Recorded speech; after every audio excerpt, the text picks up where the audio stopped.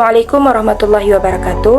Perkenalkan, nama saya Hejira Wilda. Saya mahasiswi semester 4 Prodi Pendidikan Agama Islam IAI Al-Muslim Aceh. Dalam video kali ini saya ingin menjelaskan tentang dasar-dasar pengukuran dan penilaian. Sebelum lebih lanjut, kita harus mengetahui terlebih dahulu apa itu pengertian dari pengukuran dan penilaian itu sendiri. Pengukuran adalah proses atau tindakan menentukan nilai kuantitatif dari suatu besaran atau suatu objek yang diukur dengan menggunakan alat ukur tertentu. Proses ini juga melibatkan perbandingan antara suatu standar dengan suatu objek yang diukur, sehingga menghasilkan angka yang merepresentasikan ukuran objek tersebut. Secara umum juga dikatakan bahwa pengukuran ini adalah proses memberikan angka pada suatu atau seseorang, dan hasil dari pengukuran tersebut dapat dipakai untuk membuat penilaian dan evaluasi. Pengukuran hasil belajar pada dasarnya merupakan kegiatan penentuan angka atau hasil dari perbuatan sikap, nilai, serta kemampuan siswa terhadap proses pembelajaran. Jadi di sini pengukuran hasil belajar dibagi menjadi 4 kelompok. Yang pertama, data nominal.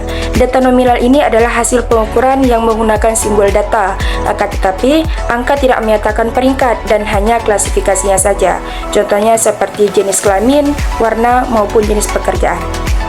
Yang kedua, data ordinal. Data ordinal ini yaitu data yang menyatakan urutan, di mana suatu unit skala dengan lainnya tidak sama. Contohnya seperti peringkat dalam kompetensi dan juga tingkat pendidikan.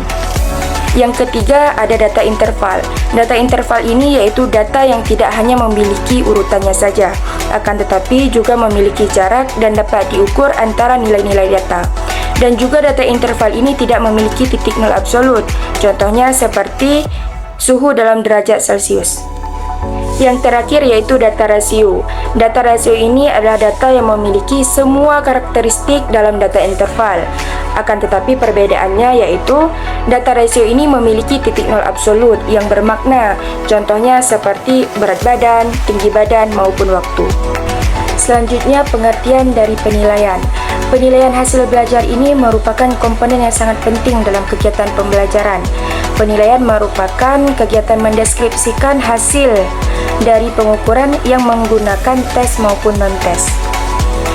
Seringkali penilaian ini cenderung dilakukan hanya untuk mengukur hasil belajar si peserta didiknya saja, sehingga penilaian ini diposisikan terpisah dengan pembelajaran.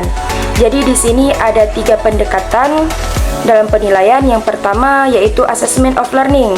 Assessment of learning ini yaitu penilaian pada akhir pembelajaran. Yang kedua, assessment for learning, yaitu penilaian untuk pembelajaran. Dan yang terakhir yaitu assessment as learning, yaitu penilaian sebagai pembelajaran. Selanjutnya yaitu tujuan dari pengukuran dan penilaian. Adapun tujuan dari pengukuran itu sendiri yaitu supaya pengambilan keputusan ketika evaluasi dapat dilakukan secara tepat, karena keputusan evaluasi hasil belajar menyangkut nasib para peserta didik. Karena dengan mengambil keputusan yang salah, maka akan merugikan para peserta didiknya itu sendiri. Adapun tujuan dari penilaian yaitu untuk mengukur seberapa jauh keberhasilan proses yang telah ditetapkan oleh peserta didik dalam kehidupan sehari-hari. Hal ini itu bermaksud untuk mempertahankan dan juga memperbaiki proses pembelajaran yang dilaksanakan. Jadi, adapun kesimpulan yang dapat saya simpulkan yaitu dalam penilaian ada 3 pendekatan. Yang pertama ada assessment of learning, yang kedua ada assessment for learning, dan yang terakhir ada assessment as learning. Dan juga dalam proses pengukuran dan penilaian ini, seorang guru tidak boleh melakukan sedikit kesalahan pun dalam pengambilan keputusan. Mengapa? Karena dengan kesalahan pengambilan keputusan tersebut, maka akan merugikan para peserta didiknya. Mungkin ini saja yang dapat saya paparkan. Terima kasih atas segala perhatian teman-teman. Semoga video ini bermanfaat bagi kita semua. Wassalamualaikum warahmatullahi wabarakatuh.